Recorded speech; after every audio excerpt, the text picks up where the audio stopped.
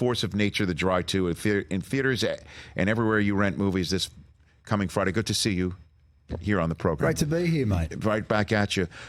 So tell everybody about this film and what you like about it and why you wanted to continue doing your character in this film. Yeah, so it's a follow-up to a film that we did a few years ago called The Dry, which was a massive hit in Australia and travelled really well. It was based on a book by Jane Harper, which was a huge hit.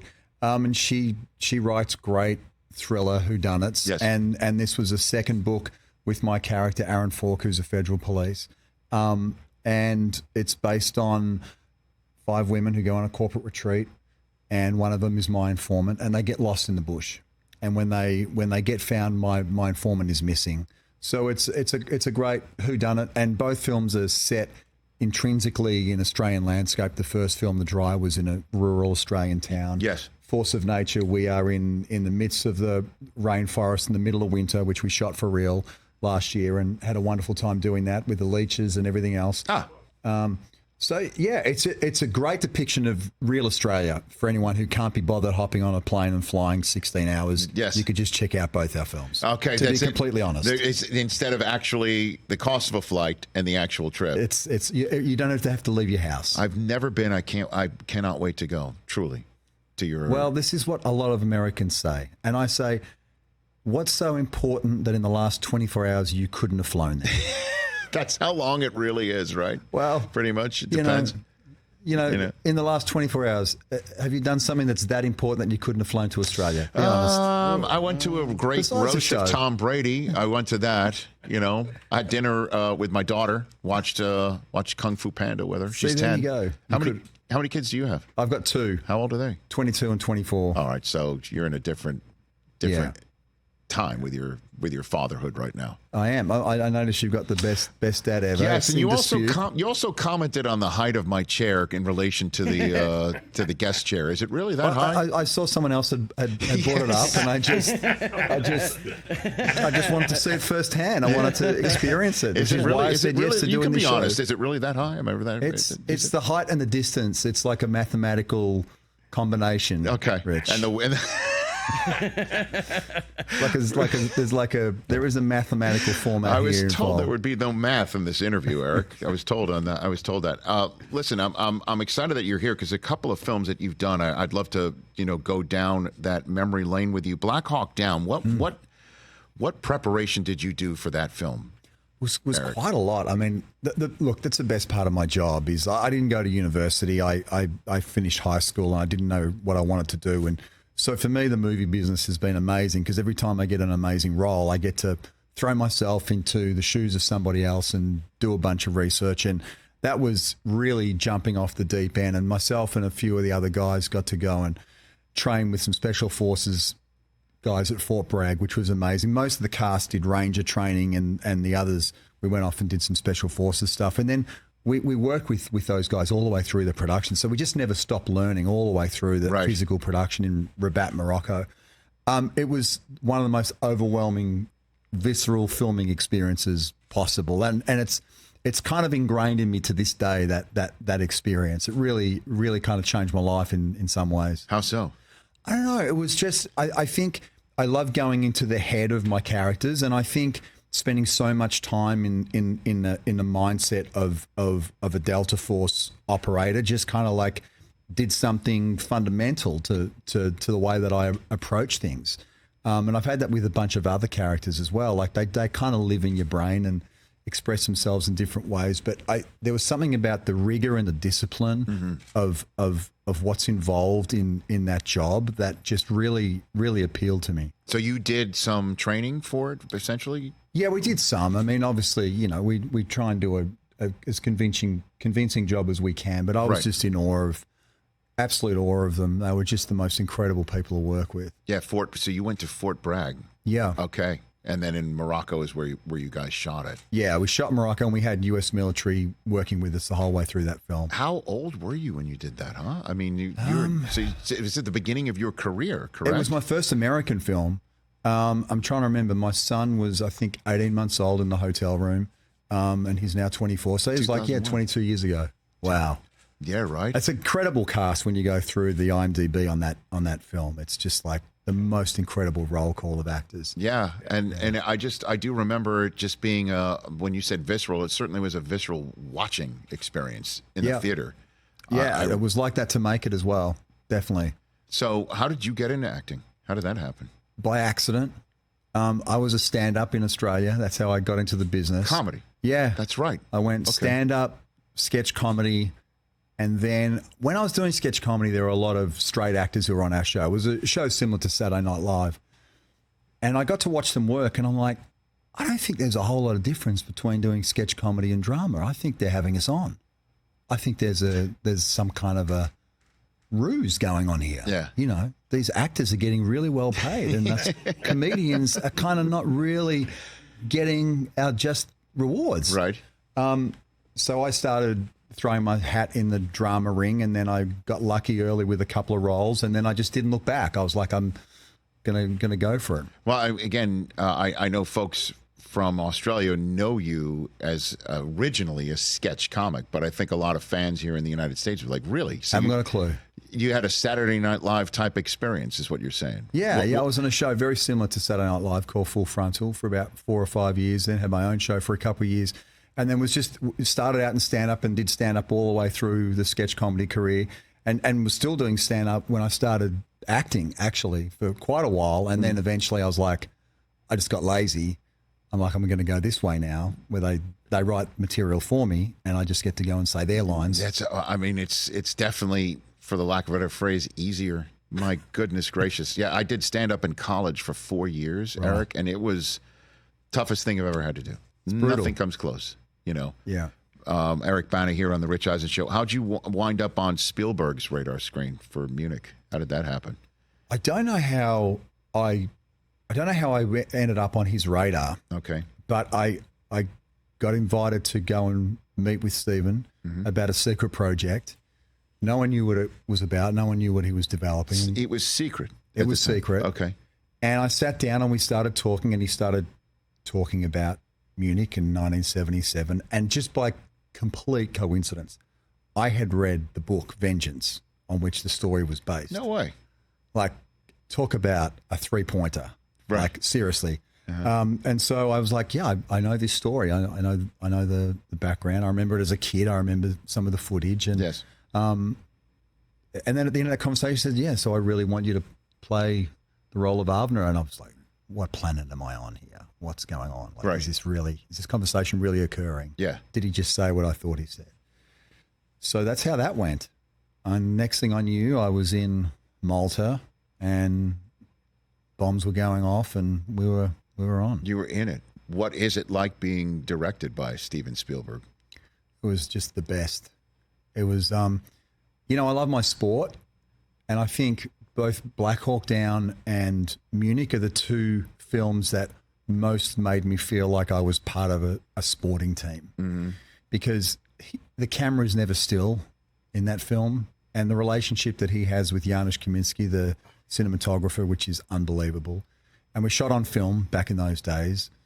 The focus pull is right by the camera, watching your every move, and it's very dynamic, and there's a million moves going on, and every take felt like live theater. It felt like something dangerous was happening. It felt like everyone had to be completely on it for it to work. Yes. So it was the most kind of dynamic, exciting, dangerous kind of film to make from a filmmaking perspective in that sense. I imagine him giving a note, like you could hear a pin drop, I imagine, right? Or, is it just a different feeling on a set with somebody like him? I don't know. He was very relaxed. He was so easy to work with. And I was just pinching myself every day. It was one of the most incredible experiences to work on that film. And what an important story to get right, too.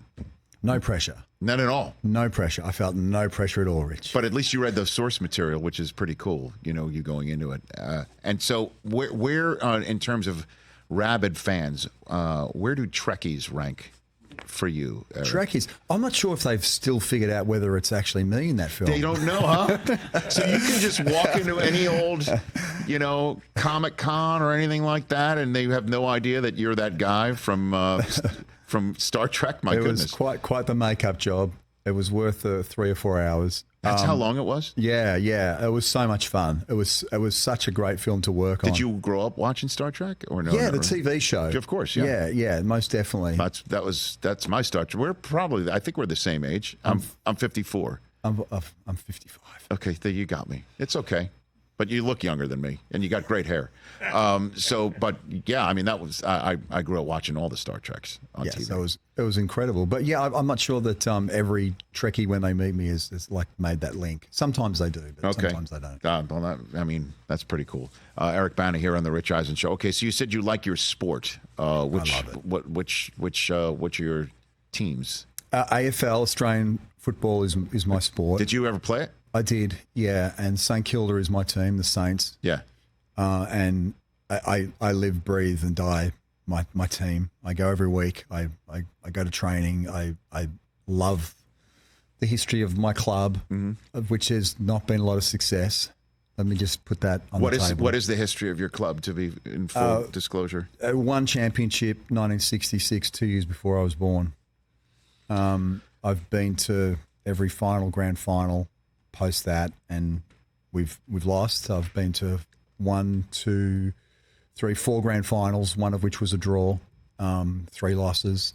So I'm still holding out. So when you say the grand final, you're just for the lexicon of us dumb Americans, would you say, is that the Super Bowl? That's a Super Bowl. Okay. Yeah. So you've at least seen your team in 4 such contests. I have. But no wins in those contests. No wins. 0-3-1. We've led every one of them at some stage. Oh, God, Lord. Yeah. So I did get an appetizer. I got like at least a tiny taste. So then let me ask you this question, Eric, because we've had this conversation on this program multiple times, and I'm thrilled that Eric Bana is going to give us this.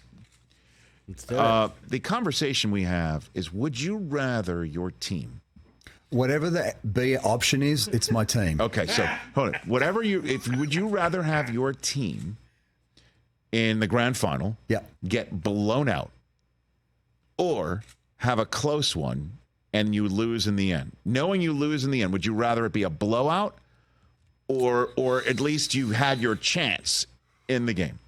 Which would you prefer? Having experienced both in the flesh, yes. I'd rather the close one, Rich. You and I are the same. Yeah. That man over there is a total lunatic. You want to just be... knowing the result, knowing that we're going to lose, boom, headshot, end it quick. I don't want to be teased all the way to the end. I know where you're coming from. Knowing that you lose. I know where you're coming point? from. It's also harder with the opposition supporters if you're close, because then you've been combative for the last 4 quarters, 2.5 hours. Yes. Yeah. So it is a bit exposing. But hold on a minute before you, because I see you have swayed the witness somewhat. I'd rather to have loved and lost than not at all. Yeah. Right? So how do you think I felt when I saw my team draw in a grand final? Oh. Which in those days, the rule was you come back 7 days later and play the game again.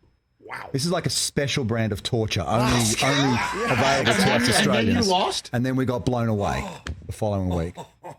Oh, that's even so worse. Have they changed such rules? Yeah, now they're going to play. It hasn't happened since, but if it happens again, they will play extra time. Yeah, 15 on the minutes day extra of, extra right? On the day of. Yes, okay. Wait a week and then you got blown out. What? Yeah, it's still in my body. It's still in my body. I don't blame you. Yeah. That'll leave an emotional scar. Yeah. So you're the perfect person to ask this question when you say you've had both in the same game. Yeah. So we came from behind in the draw. We were coming over the top of the team. We were running them down, and they were out. They were dead on their legs. Yes. And we were coming home with a wet sail, and we ran out of time, and it was a draw. So you're saying you would have won if there was extra time? Give me 1 extra minute. And we came back the following week, and we just got blown away. That's not fair. And it was just devastating. It was devastating. What an answer to our question. We didn't see that one possible or coming. So you would now say for sure you'd want to be put out of your misery immediately. Boom, immediately. If you have to wait a week later. A whole week? What are we doing? I have a saying. Just lost early. I have a saying for my team, which is it's never relaxing. It's just never relaxing. So even the wins are like close. It's rarely you go to the game and we're like 5 or 6 goals up and you can just chill in the last quarter. You're never in a rocking chair? Never in the rocking chair. It's just never relaxing.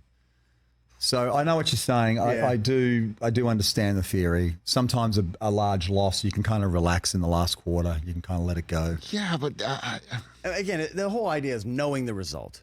but you Obviously, never know the result, is what I'm saying. But the whole point is, if you know the result going in, let's say, get me out of get the end. No thanks. Get me out of here. I'd rather have a feeling alive that Yeah. you have a chance. And then die. It's like Oh, stop.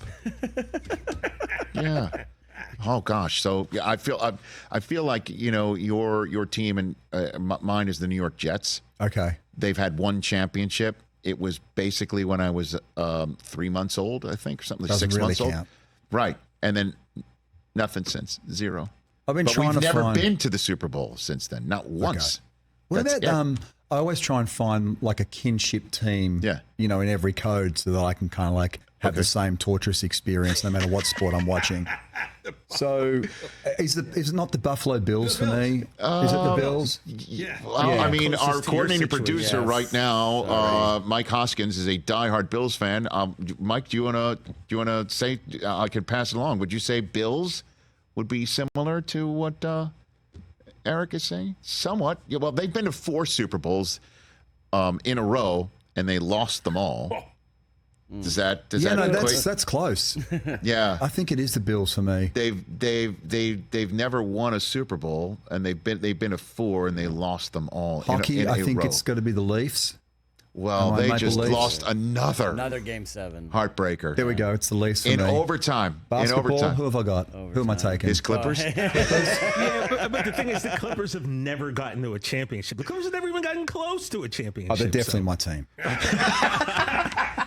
What else? What other sport? Eric, I like you. I don't know what I else? don't know if I want to bring that on. Baseball Who's a would good be baseball, yeah. The Rangers. Well, They actually finally just won. I know Yeah, they finally won. Before that, they Well, went. the Guardians, Yeah, former Indians, now Guardians, Guardians. Guardians. Who used to be the Cubs. Okay. Yeah. They won recently. You take the Cubs. Take the take the Cubs Cubs. because Wrigley Field's a beautiful place to go to see a baseball game if you're ever in It's Chicago. character building. I've got friends and I got a brother who won a championship a couple of years ago. My father, landed on a boat from Croatia to Australia and picked a team that has since won 13 championships. I didn't follow his footsteps like an idiot. I'm like, What? could Why I not? not just have listened to my Why, father? why didn't you? Well, my uncle got me. My St Kilda uncle got me. My uncle Klaus. God damn him. Should never have listened to that guy. Uncle Klaus. Oh man, Eric, it's been a pleasure. Thanks for stopping by here on Thanks for having me. your press tour. Hopefully, it's not doing too much press, but you're a pleasure to be around right here. Again, the Force of Nature, The Dry 2, available in theaters and everywhere you rent movies this coming Friday. Catch the Rich Eisen Show every single day on the Roku channel, 12 to 3 Eastern, for free.